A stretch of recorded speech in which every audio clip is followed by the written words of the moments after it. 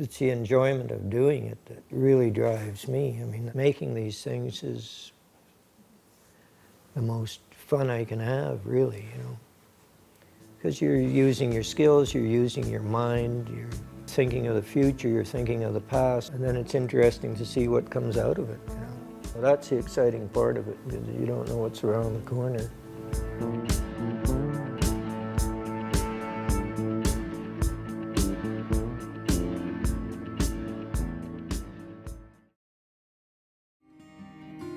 Initially, when I started, I was really interested in using just prairie imagery, and it was quite localized. It was sort of all from western Manitoba type of rolling hill kind of imagery. And then naturally, as I traveled more, I sort of expanded the imagery to include other types of geographical terrain and atmospheres.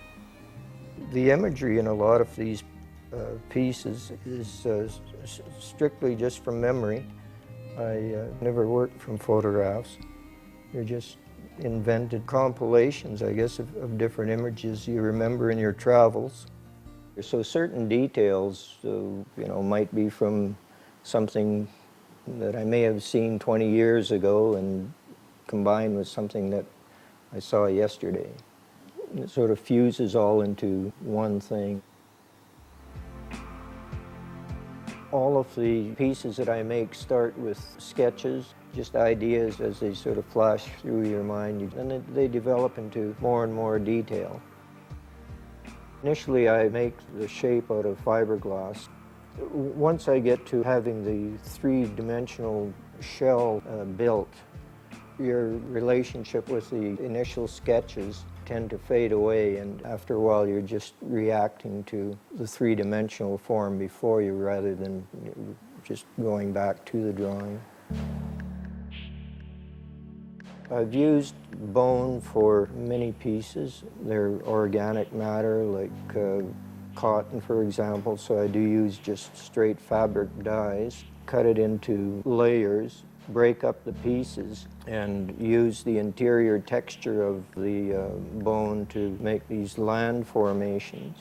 It's sort of a cyclical thing. I got it from the land, and I'm sort of, in a sense, putting it back to the land. The chrome pieces are combining technology with basic organic pieces.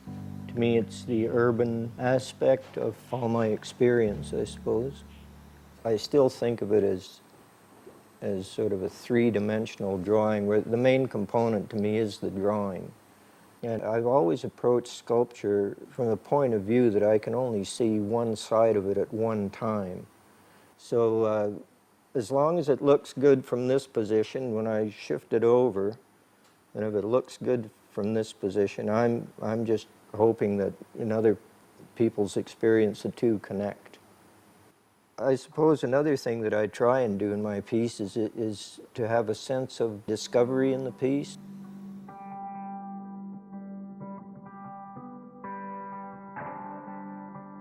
Night Landing Mask was a piece that has an interior to it, and it's a night scene totally defined by fiber optics.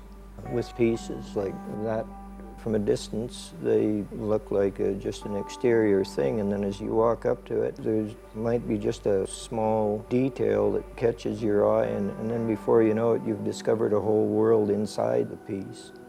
I think that it makes the piece more interesting for people, you know. And the people that view it and walk by, well, they've missed something. When I finish a piece, I mean, you've completed that idea.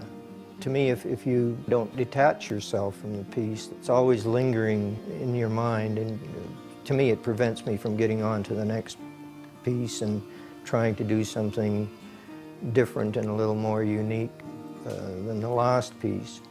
You know, trying to explore new ideas, and it's just interesting to sort of see where your mind leads you, you know. My art is always changing with my life's experience, you know. And it's fun, you know, I mean, it's just one always leads to another, and you're always curious as to where it's going to go, you know. I'm not really sure what's going to develop out of this in the next piece, but I'm looking forward to it.